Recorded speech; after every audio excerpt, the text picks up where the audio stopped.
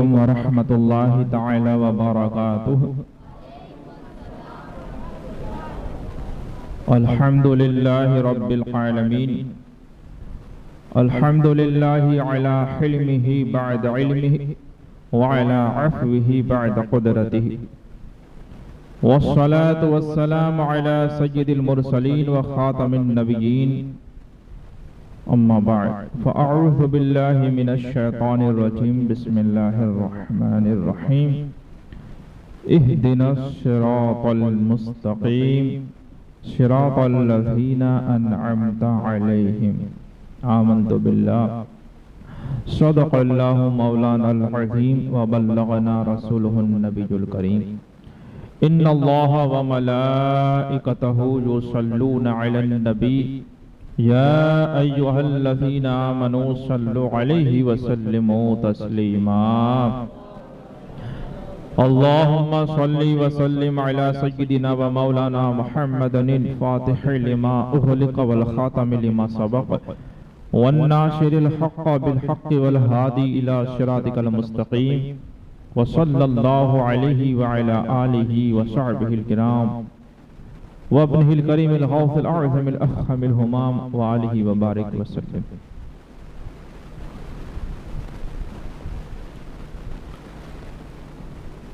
گزشتہ ایک حدیث مبارکہ جھگڑے کے تعلق سے جو تھی اس کا ایک مفہوم پیش کیا گیا تھا، تو چونکہ وہ ایک خلاصہ تھا تو ایسی دو روایتیں ہیں جس میں مختلف الفاظ آئے ہوئے ہیں، لہٰذا میں یہ مناسب سمجھتا ہوں، بلکہ ضروری سمجھتا ہوں کہ کل جو حدیث کہہ کر جو بیان کی گئی تھی، آج دو روایتوں کے ذریعے اس کا خلاصہ پیش کیا جائے اور جھگڑے کے تعلق سے جو حدیث مبارکہ آئی ہوئی ہے اس کا مفہوم آپ لوگوں کو سنا دیا جائے۔ حضرت ابو امامہ رضی اللہ تعالیٰ عنہ سے روایت ہے کہ میرے نبی پاک سرور دو عالم رؤوف و رحیم آقا نبی کریم صلی اللہ علیہ وسلم ارشاد فرماتے ہیں کہ جو شخص غلطی پر ہوتے ہوئے، خلاصہ ہی پیش کیا جا رہا ہے کہ دو آدمی میں جھگڑا ہو گیا، اب کئی مرتبہ انسان غلطی پر ہوتا ہے، کئی مرتبہ حق پر ہوتا ہے، میرے آقا کریم فرماتے ہیں کہ اگر کوئی شخص غلطی پر ہوتے ہوئے جھگڑے کو چھوڑ دے، اس کے لیے جنت کے کنارے پر ایک گھر بنایا جائے گا، غلطی پر ہے تب بھی، اور اگر کوئی شخص حق پر ہوتے ہوئے جھگڑا کرنا چھوڑ دے تو اس کے لیے جنت کے بیچ میں گھر بنایا جائے گا۔ یہ ایک روایت تھی۔ دوسری روایت کچھ اس طرح سے تھی کہ حضور فرماتے ہیں صلی اللہ علیہ وسلم، جس کا مفہوم اور خلاصہ یہ ہے کہ جو کوئی شخص حق پر ہوتے ہوئے جھگڑا کرنا چھوڑ دے تو حضور فرماتے ہیں کہ میں اس کو جنت کے کنارے پر اور بیچ میں اور اعلیٰ مقام میں گھر کی ضمانت دیتا ہوں۔ تو کل بھی یہ ضمانت والا لفظ آیا تھا، لہٰذا خلاصہ یہ ہے کہ آدمی کو آپس میں مسلمانوں کو جھگڑا نہیں کرنا چاہیے، اور اگر حق پر ہو تب بھی یہ حضور کی بشارت سنتے ہوئے بات کو کسی بھی طرح سے یہ چھوڑ دینا چاہیے اور یہ جھگڑے فساد والا کام نہیں کرنا چاہیے۔ بہرحال یہ تو کل کی بات تھی۔ اب ہم موضوع کی طرف آتے ہیں کہ ہم پہلی رات سے ہی جو خطبے میں ایک آیت مبارکہ تلاوت کرتے ہیں جس کے تعلق سے یہ بیان ہوا تھا کہ ایک ایسی دعا کے تعلق سے آتا ہے کہ یہ عبادت کا مغز ہے، اور ایک ایسی دعا کہ جس کو دن رات میں منیمم کم سے کم 20 مرتبہ مانگنا واجب ہے، کیونکہ فرائض اور واجبات جو پورے دن میں جتنی رکعتیں بنتی ہیں اس کے اعتبار سے تو وہ ہے سورہ فاتحہ پڑھنا اور اس میں دعا آتی ہے اہدنا الصراط المستقیم، اے اللہ ہمیں سیدھا راستہ چلا، صراط الذین انعمت علیہم، وہ سیدھا راستہ کن کا؟ ان لوگوں کا راستہ جن پر تیرا انعام نازل ہوا۔ یہ ہم دعا کرتے ہیں۔ اور پھر یہی بات ہوئی کہ ان محفلوں سجانے کے پیچھے کا مقصد یہ کیا ہے؟ مقصد یہی ہوتا ہے ہمارا کہ ہم جو سیدھے راستے والے ہیں، جو انعام والے لوگ ہیں، ان کے طریقے پر ہم چلیں۔ اب کل رات کو آخر میں ایک بات ہوئی تھی جس میں یہ کہا گیا تھا کہ اب کے جو بیانات ہوں گے وہ ایک آئینے کی صورت میں ہوں گے، اس آئینے میں ہمیں ہماری شکل کو، ہمارے اعمال کو دیکھنا ہے۔ وہ یہ ہے کہ ہم عاشق حسین ہیں کہ عاشق یزید ہیں، یہ دیکھنا ہے۔ اب کسی میں اتنی ہمت تو نہیں کہ اپنے آپ کو عاشق یزید کہہ دے، وہ تو کوئی کہے گا بھی نہیں، اور ہر کوئی یہی کہتا ہے کہ میں عاشق حسین ہوں، لیکن ہمیں دیکھنا یہ ہے کہ کیا ہم جو کہتے ہیں عاشق حسین ہیں تو کیا سچ میں عاشق حسین ہیں؟ اور وہ ہمیں پتہ کیسے چلے گا؟ وہ ہمیں پتہ چلے گا ہم کس کو فالو کرتے ہیں، کس کی پیروی کرتے ہیں، کس کی نقل کرتے ہیں اور کس کے طریقے پر چلتے ہیں، اسے ہمیں پتہ چلے گا۔ اگر یزید کے طریقے پر چلتے ہیں تو پھر عاشق حسین بولنے کا کوئی مطلب نہیں، پھر یہی ثابت ہوتا ہے کہ آپ یزید کے دیوانے ہیں۔ اور اگر امام حسین کے طریقے پر چلتے ہیں تو پھر آپ کو بولنے کی ضرورت ہی نہیں کہ میں عاشق حسین ہوں۔ آپ کا کردار، کیریکٹر اور اعمال دیکھ کر لوگ کہتے ہیں کہ یہ تو امام حسین کا عاشق جا رہا ہے۔ تو یہی پر ہمیں بات کرنی ہے۔ امام حسن کی شہادت کے تعلق سے تو کل تھوڑی بہت بات گفتگو ہو گئی، آج امام حسین رضی اللہ تعالیٰ عنہ کی بات کرتے ہیں کہ آپ کی جو ولادت ہے، آپ کا جو جنم مبارک، ولادت باسعادت، یہ 5 شعبان مبارک میں ہوا ہجری 4 میں، اور حضور سرور دو عالم صلی اللہ علیہ وسلم نے آپ کا نام حسین اور شبیر رکھا۔ اب یہ پوری روایت میں نہیں سنا رہا ہوں، بتا کے نکل جاتا ہوں۔ اور امام حسن کی طرح ایک روایت میں آتا ہے کہ حضور نے 7ویں دن عقیقہ فرمایا۔ امام حسن کی ولادت میں بھی حضور نے 7ویں دن عقیقہ فرمایا تھا۔ عقیقہ کرنا سنت ہے اور اس کی بہت ساری فضائل ہیں، کبھی انشاءاللہ اسپیشل عقیقہ پر بیان بھی ہم کریں گے جمعہ میں، اللہ نے چاہا تو۔ اور حضور نے جو سر کے بال تھے یہ بچے کے 7ویں دن وہ اتارے، امام حسن کے وہ بال اتارے اور اس بال کے وزن کے برابر چاندی صدقہ کی، سمجھے؟ تو امام حسین کے تعلق سے بھی یہی آتا ہے کہ آپ نے دونوں میں حضور نے 2 بکریاں یا عقیقے میں آپ نے وہ عقیقہ کیا ہوا تھا۔ امام حسین رضی اللہ تعالی عنہ اور امام حسن کے فضائل میں اس سے پہلے بھی کچھ باتیں ہوئی، جیسے کہ حضور سرکار دو عالم صلی اللہ علیہ وسلم نے فرمایا من احبہما فقد احبانی ومن ابغضہما فقد ابغضنی، کہ جس نے ان دونوں سے محبت کی بے شک اس نے مجھ سے محبت کی، اور جس نے ان دونوں سے دشمنی کی، ان دونوں سے بغض رکھا، اس نے مجھ سے بغض رکھا اور مجھ سے دشمنی کی۔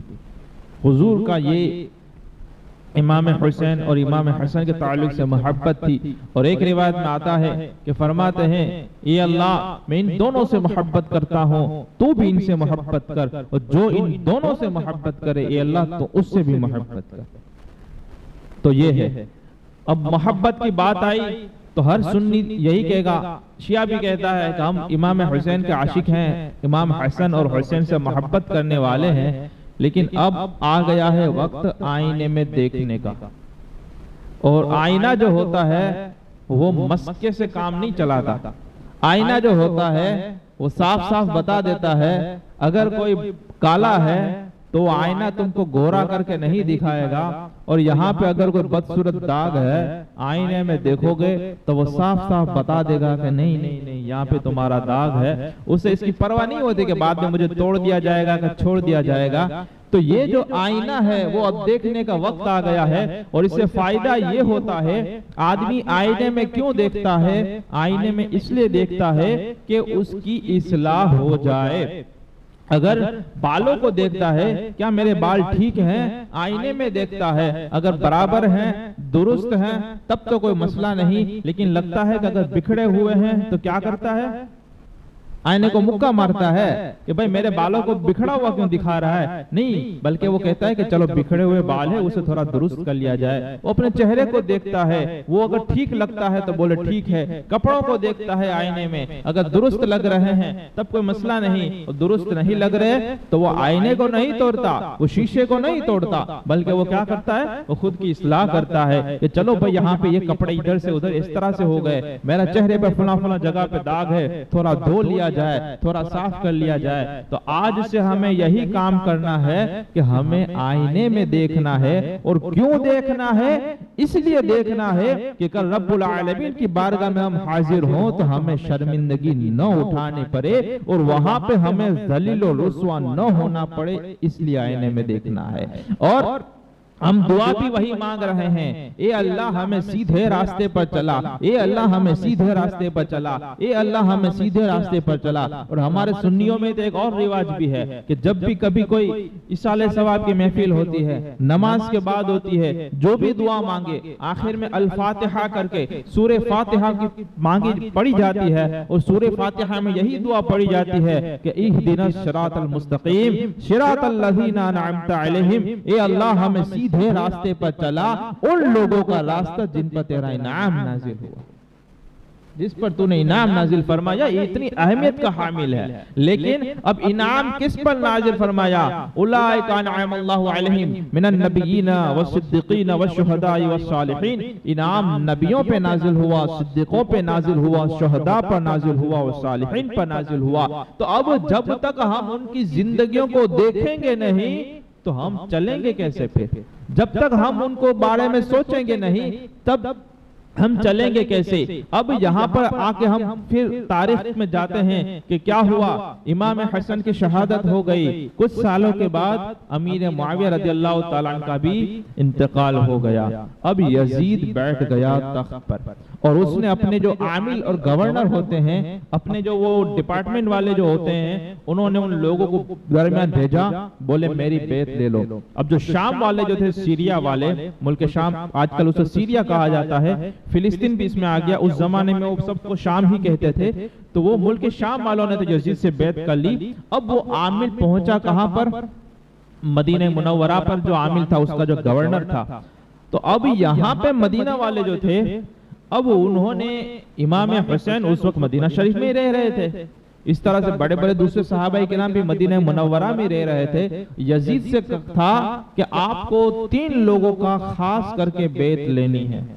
اس نے اوپر سے بھلامن کی، یہ سفارش کی کہ عوام تو بعد میں لے لے گی، لیکن جو لیڈر ٹائپ کے جو لوگ ہیں وہ 3 ہیں۔ ایک ہے حضرت عمر رضی اللہ تعالیٰ عنہ کے بیٹے عبداللہ، جس کو عبداللہ بن عمر کہا جاتا ہے۔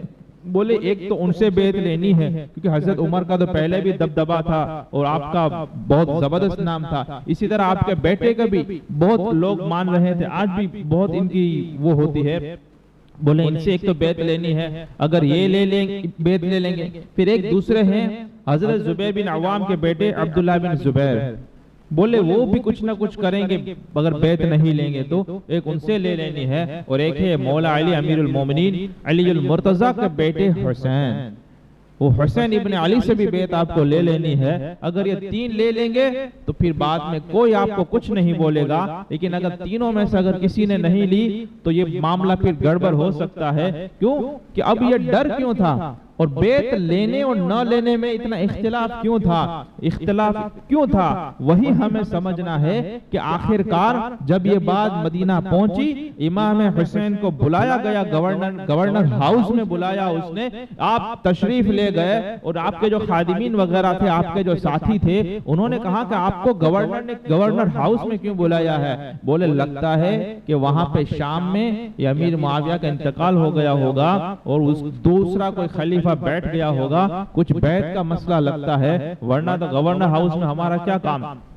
اب آپ گئے آپ کے ساتھ ہی باہر کھڑے رہے. وہاں پر جانے کے بعد گورنر نے کہا کہ یہ خط آیا ہے شام سے, اوپر سے سینٹرل گورنمنٹ سے یہ خط آیا ہوا ہے, اس پر آپ کو بیعت لینی ہے اور آپ کو بیعت کرنی ہے.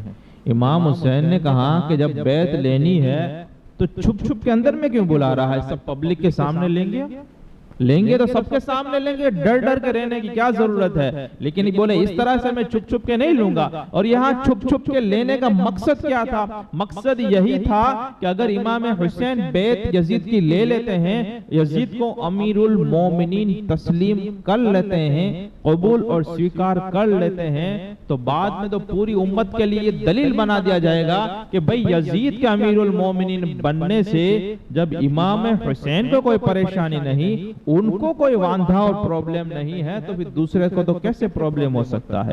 اور یزید میں پرابلم تھا کیا, یزید میں واندھا تھا کیا, امام حسین نے انکار کیوں کیا, اور امام حسین کی شخصیت کیا تھی, ہمیں وہی سمجھنا ہے. صرف یزید کے بارے میں ادھر ادھر کی غلط باتیں کر کے اور پھر اس پر لعنتیں بھیج کر اور قوالیوں میں امام حسین کا تذکرہ کر کے اپنے آپ کو عاشق حسین بنانے کی آپ مت یہ سوچیں کہ اس طرح سے ہم عاشق حسین ہو جائیں گے, یا دو چار دیگے پکا کر ہم سمجھیں کہ عاشق حسین. نہیں, ایسے عاشق حسین نہیں بنا جاتا. ہم کو تو نیاز پکانے میں مزہ اس لیے آتا ہے کہ ہمیں کھانے کو ملتا ہے, ہمارا نام ہوتا ہے, اور ہمیں یہ چیز اب اچھی لگنے لگی ہے, اس لیے ہم یہ سب کرنے لگے ہیں. اصل بات محبت ثابت تب ہوتی ہے کہ نفس پر بھاری پڑ رہا ہو, پھر بھی آدمی کہے کہ میرے نفس کو منظور نہیں, لیکن میں جس سے محبت کرتا ہوں ان کو یہ پسند ہے, اس لیے اب میں کر کے رہوں گا.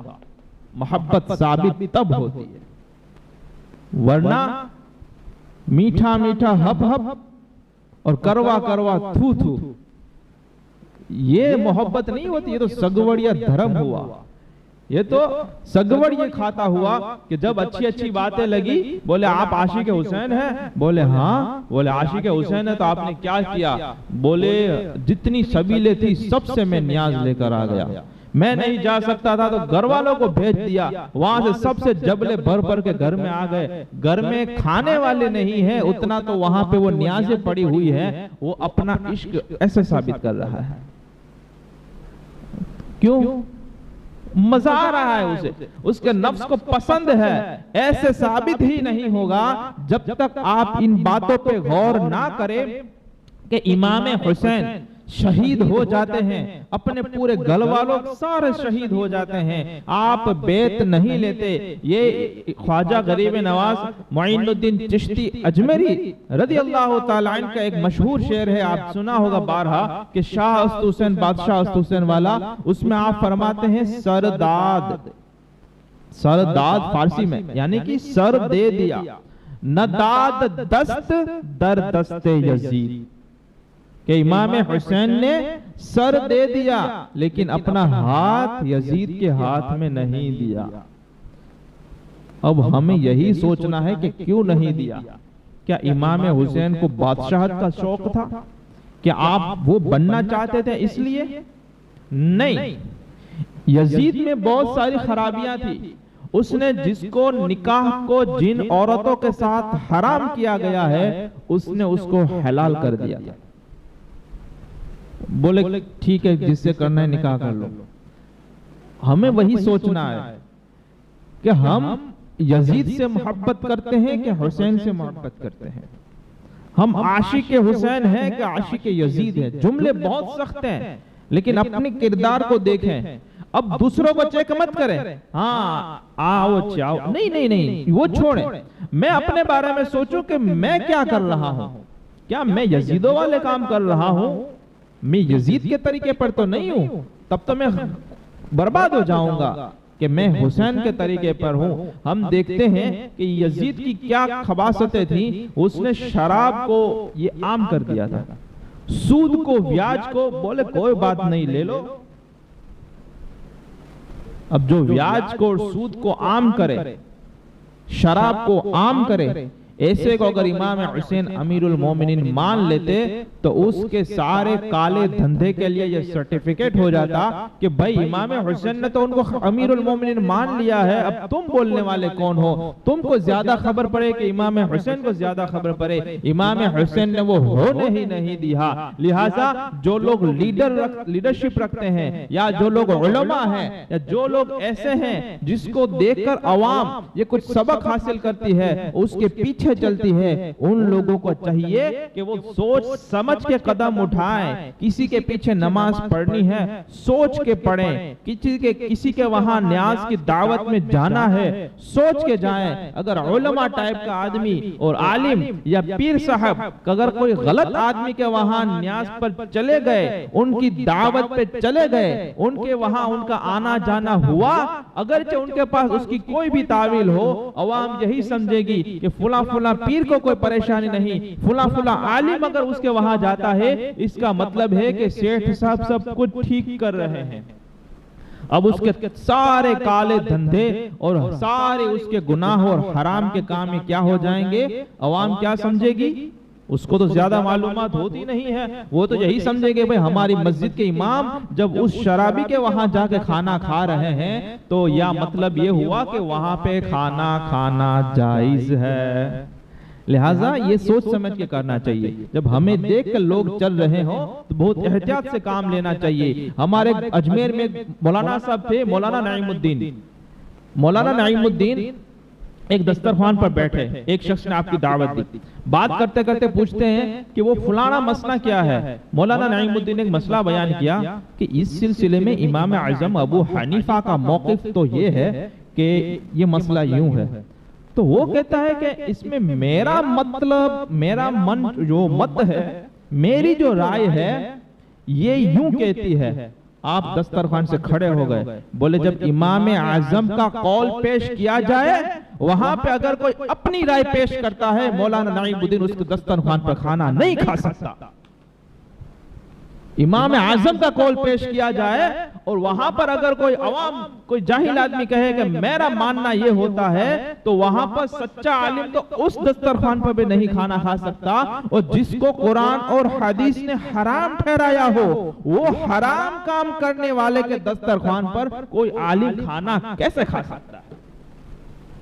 ایک بات اب دیکھیں امام حسین کی شان، امام حسین کا کریکٹر دیکھیں، امام حسین کا کردار دیکھیں، امام حسن کا بھی ساتھ میں لے کر چلتے ہیں کہ آپ کا حال یہ تھا۔ سب سے پہلے آپ دیکھتے ہیں کہ ان کی عاجزی کتنی تھی، اتنے بڑے سردار ہیں، آج تو 2-5 پیسے آ جاتے ہیں تو انسان اپنے آپ کو ہوا میں اڑتا ہوا محسوس کرتا ہے، اسے لگتا ہے کہ میں ہاتھ بلند کروں گا تو چاند کو ہاتھ میں لے لوں گا، اور لوگوں کو بس حقیر و فقیر سمجھنے لگتا ہے۔ ایک مرتبہ امام حسن یہ تشریف لے جا رہے تھے کہیں پر، وہاں پر جاتے ہوئے راستے میں ان کو یہ غریب لوگ ملے، فقیر لوگ، مسکین جو راستے میں جو مانگ کے کھاتے ہیں وہ بیٹھے ہوئے تھے۔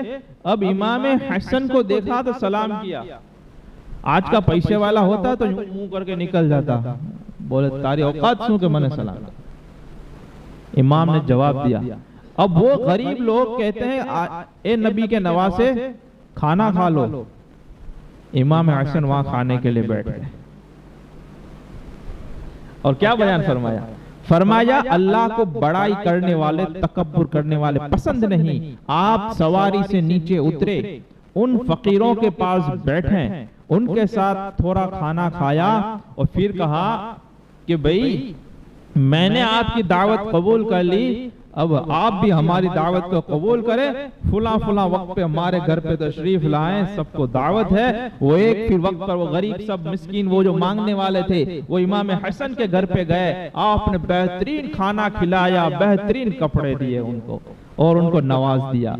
یہ ہوتا ہے کریکٹر، یہ ہوتا ہے طریقہ، ایسے لوگوں پر انعام نازل ہوتا ہے۔ اور امام حسین کی روایت اسی سے ملتی جلتی ہے، لیکن اس میں تو یہ بھی آتا ہے کہ امام حسین جا رہے تھے کہیں پر تو راستے میں وہ سائل اور غریب مانگنے والے یہ کیا کر رہے تھے معلوم؟ وہ کھانا کہاں سے کھا رہے تھے؟ وہ جو روٹی کے ٹکڑے راستے میں پڑے ہوئے تھے وہ جو بچے کچے جو ٹکڑے پڑے ہوئے تھے ان کو کھا رہے تھے. جب امام حسین کو دیکھا تو انہوں نے کہا اے رسول اللہ کے نواسے یہ ہمارے ساتھ کھانا کھائے. اب دیکھیں کہ یہ کون کس سے ہم محبت کرتے ہیں. ایک ہے کہ جس نے شراب کو حرام کیا ہوا ہے, ایک ہے جس نے ویاج کو عام کیا ہوا ہے, ایک ہے محرمات کے ساتھ نکاح کو جس نے عام کیا ہوا ہے.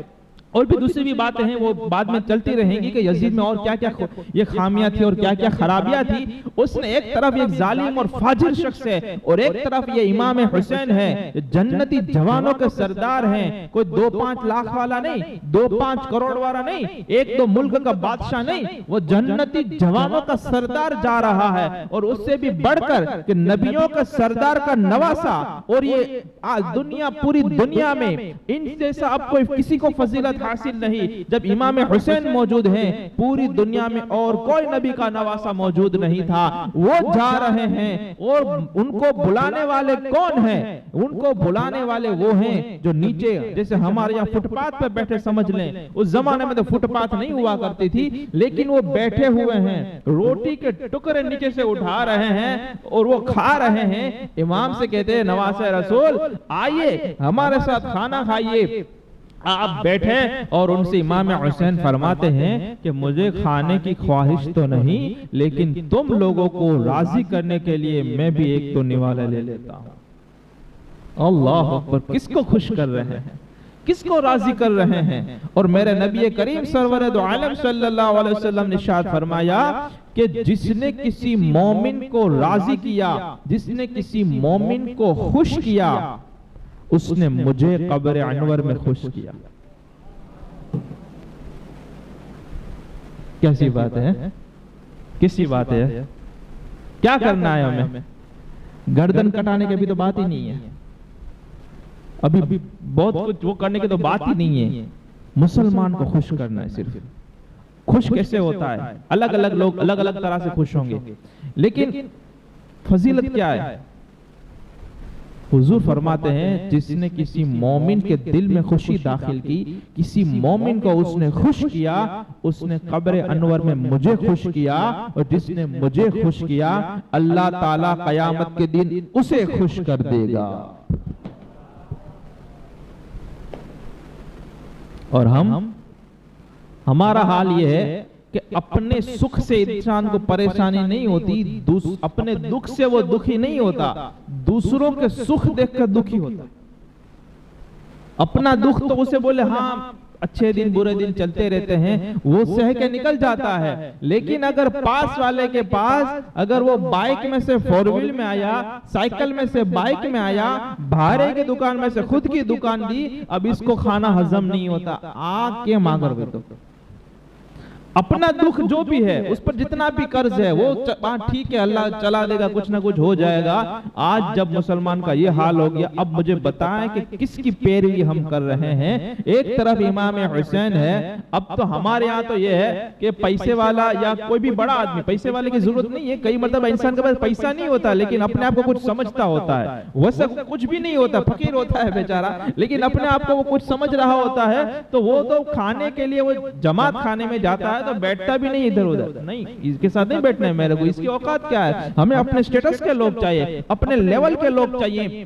ایک مرتبہ امام حسین رضی اللہ تعالیٰ عنہ کی زوجہ مبارکہ نے, آپ کی بیوی صاحبہ نے امام حسین کے لیے بہترین لذیذ کھانا اور خوشبو بنائی اور کہا کہ اے شوہر, اے امام حسین, میں نے آپ کے لیے لذیذ ایک دم لذت والا ٹیسٹی کھانا آپ کے لیے بنایا ہے اور ایک خوشبو کا بھی انتظام کیا ہے. آپ آئے اور اپنے جیسے لوگوں کو بھی لے کر آئیں, اپنے لیول اور اسٹیٹس والوں کو لے کر آئیں تاکہ یہ میں ان کی بارگاہ میں پیش کیا جائے. امام حسین نے کہا اچھا آپ نے ہمارے لیے لذیذ کھانا بنایا ہے, آپ دعوت کرنا چاہتی ہیں. اب دیکھیں یہ اپنے سٹیٹس, اب امام حسین کا سٹیٹس تو کیا ہے, وہ جنتی جوانوں کا سردار ہے, رسول اللہ کے نواسے ہیں, صحابی رسول بھی ہیں, اہل بیت اطہار میں سے بھی ہیں, سب کچھ ہیں. سب کچھ ہیں، لیکن جب یہ بات آئی تو آپ نے کہا ٹھیک ہے میں کچھ لوگوں کو لا کر آتا ہوں۔ بیوی صاحبانہ نے یہ کہا تھا کہ اپنے جیسے لوگ، ہم پلہ لوگوں کو لینا ہے، اپنے لیول کے لوگوں کو لینا ہے۔ آپ مسجد میں تشریف لے گئے اور مسجد پہ جو مسکین لوگ تھے، جو غریب اور غربا جو وہاں پہ سائل لوگ تھے، مسکین تھے،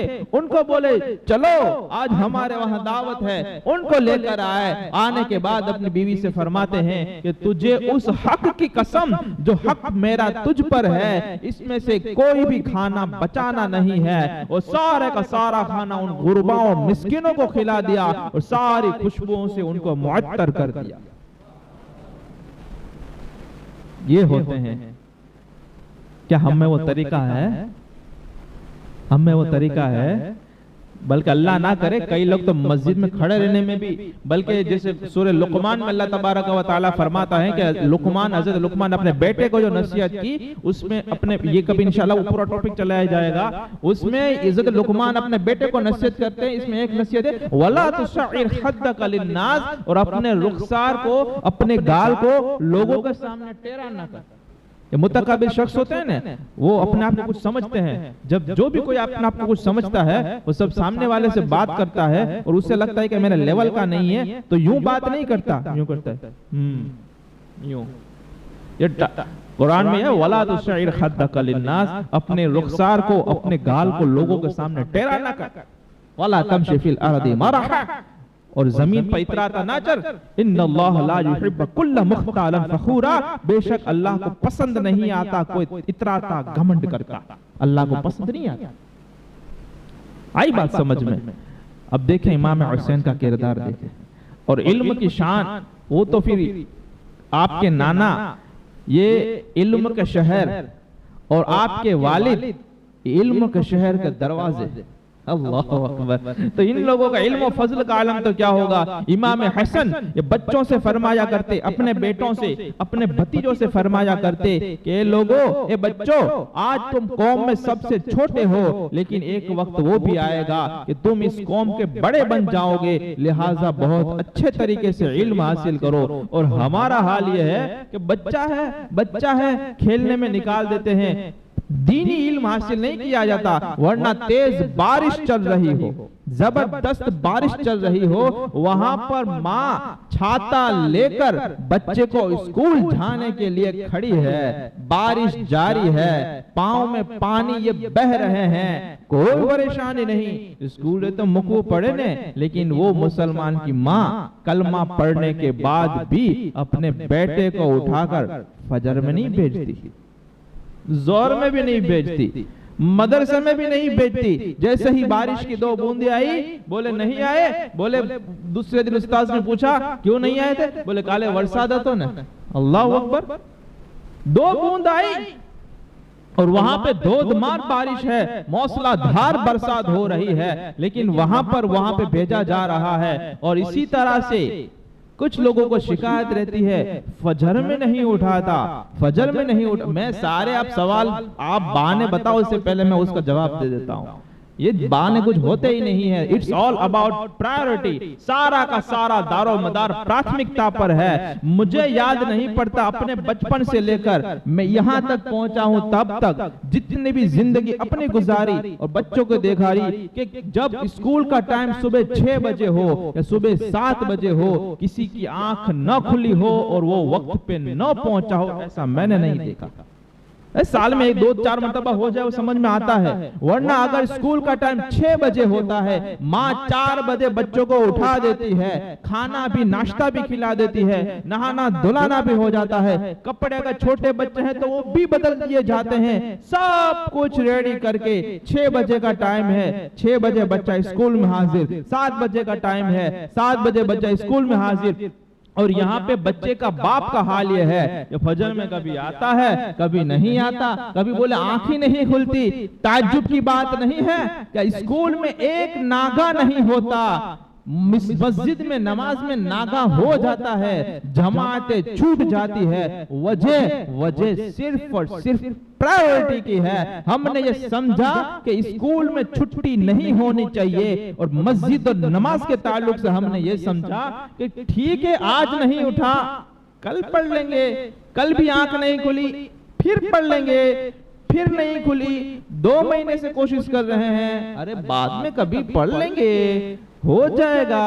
اب کیا ہوتا ہے، یہ پھر کرتے کرتے موت کے فرشتے آ جاتے ہیں، قبر میں جاتے ہیں، بولے چل اب بتا اب تو کیا کرے گا، بولے اب 2 رکعت پڑھنے کی مہلت دے دے۔ حضور نے فرمایا قبر میں انسان کو یہ 2 رکعت پڑھنے، یہ تمہاری باقی کی دنیا جتنی بھی بچی ہے ان تمام سے زیادہ یہ اہمیت یہ 2 رکعت چاہتی ہے۔ وہ یہ اس مرے ہوئے آدمی کو قبر میں تمہاری بقیہ ساری دنیا سے زیادہ اس کے پاس ویلیو وہ 2 رکعت کی ہے، لیکن اسے 2 رکعت کیا، ایک سجدے کی بھی مہلت نہیں دی جاتی۔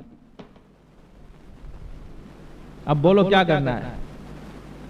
آپ کے گھروں میں بچے ہوں گے، بے شک ہوں گے، بچے یعنی کہ بڑے ہو گئے ہوں گے، ورنہ کبھی بچے ہوں گے آس پاس ہوں گے۔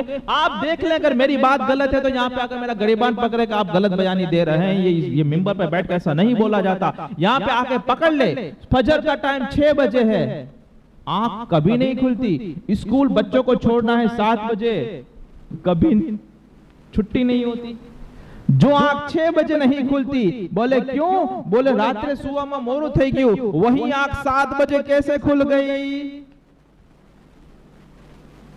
کچھ تو سوچیں یار، کچھ تو سوچیں کہ ہم کس کی عبادت کر رہے ہیں۔ ہم کلمہ تو پڑھ رہے ہیں کہ لا الہ الا اللہ، اللہ کے سوا کوئی عبادت کے لائق نہیں، لیکن ذرا جھانک کے دیکھیں سارے کی ساری عبادت یہ پیسوں کی ہو رہی ہے۔ اسکول میں بچوں کو بھیجتے ہیں تو اس کو یہ سکھانے کے لیے نہیں بھیجتے کہ یہ کوئی اچھا آدمی بنے گا، امت کا بہترین فرد بنے گا، مسلمانوں کو کام آئے گا۔ کون یہ سوچ کے بھیج رہا ہے؟ یہی سوچ کے بھیجتا ہے 10ویں تک پڑھے گا، آگے کالج والج کچھ نہ کچھ تو کر لے گا، چھوٹا موٹا کوئی نہ کوئی کورس کر لے گا، بس پیسے کما کے لائے گا۔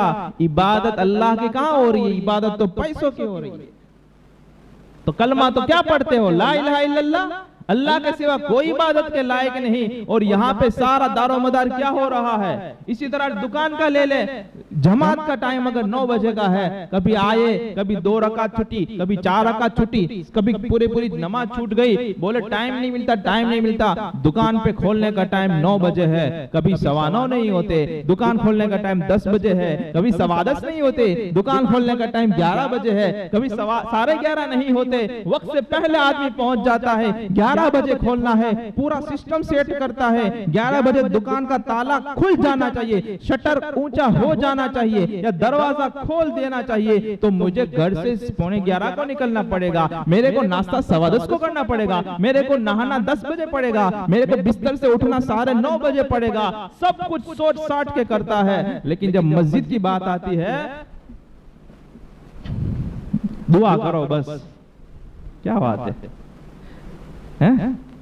جب کیا بولتے دعا کرو۔ اگر ہماری دعا پہ تمہیں اتنا ہی بھروسہ ہے اور دعا سے ہی سب کچھ ہو رہا ہے، کل سے نوکری دھندا سب بند کر دو، ہم انشاءاللہ دعا کریں گے، تہجد کے وقت میں دعا کریں گے کہ اللہ تعالیٰ تم کو زبردست رزق حلال عطا فرمائے، دکان دھندا بند کر دو، اللہ تعالیٰ تم کو غیب سے وہ عطا فرمائے۔ تو بولیں گے وہ تو ٹھیک ہے لیکن جانا پڑے گا، یہی تو کہتا ہوں کہ وہاں پہ جانا پڑے گا اور مسجد میں آنا پڑے گا، تو پھر آئیں گے تبھی عاشق حسین ثابت ہوں گے، ورنہ پارٹی تمہاری بدل جائے گی، پکس پلٹا ہو جائے گا۔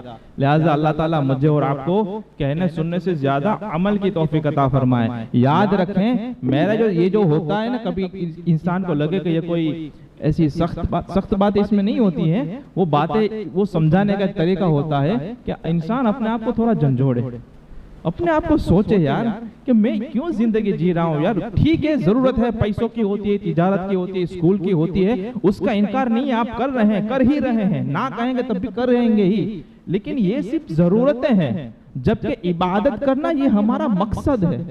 There is a major difference between the مقصد and ضرورت۔ ضرورت کو ضرورت جتنا رکھ جا، جیسے ضرورت ہے بیت الخلاء میں جانا، یہ کیا ہے؟ ضرورت ہے نا کہ مقصد ہے۔ تو کسی نے یہ کہا کہ بھائی پورے دن پورے اٹھواڑے میں تو اتنا کام رہتا ہے، آدمی بھاگتے بھاگتے جاتے ہیں، نکلتے ہیں، آج اتوار کا دن ہے، دکان بند ہے، ہڑتال ہے، آج مست آرام سے بیت الخلاء میں جائیں گے، 2 گھنٹے نکال کر آتے ہیں۔ کسی نے ابھی تک کیا؟ بولے روز تو بھاگم بھاگی ہوتی ہے، آج بیت الخلا میں 2 گھنٹے جائیں گے، بچوں کی امی کو کہہ دیا ڈسٹرب مت کرنا، کبھی میرے کو جانا نہیں ہوتا آج اتوار. کیوں؟ کیونکہ وہ مقصد ہمارا ہے ہی نہیں، وہ ہماری صرف ضرورت ہے. تو ضرورت ہے 4 منٹ میں کام ہوتا ہے، آدمی 4.5 منٹ نہیں کرتا. اسی طرح تجارت، مال کمانا، اسکول، ایجوکیشن اور دوسرے جو بھی دنیاوی کام ہوتے ہیں وہ مقصد ہمارا نہیں ہے. مقصد تو رب کی عبادت کرنی ہے، لیکن وہ ہماری ضرورت میں ہے. اور ضرورت کو ضرورت جتنا رکھتا ہے اور باقی سارا ضرورت کو ضرورت جتنا رکھا جاتا ہے اور باقی سارا وقت، ساری محنت، ساری کوشش یہ مقصد پہ کانسنٹریٹ کی جاتی ہے. تو پھر مقصد کے پیچھے جائیں گے کہ ضرورت کے پیچھے جائیں گے؟ انشاءاللہ تبارک و تعالی اللہ سب سے پہلے اور سب سے زیادہ مجھے عمل کی توفیق عطا فرمائے، آپ سب کو بھی عمل کی توفیق